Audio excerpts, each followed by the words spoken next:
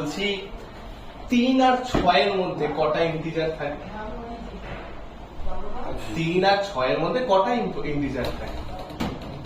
3 আর 6 এর মধ্যে কটা ইন্টিজার থাকে জানো না? 4 আর 5। এইরকম অবস্থা যদি না হতে হয়, আর একটা ছোট্ট অঙ্ক আমি তোমাদের দিচ্ছি। এই অঙ্কটা এসএসসি তে এসেছিল।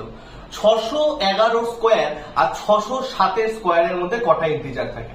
দেখো এই টাইপের অঙ্কগুলো কি করে করে, জেনারেলি ধরো তোমাকে দেওয়া আছে 3, 4, 5 এবং 6।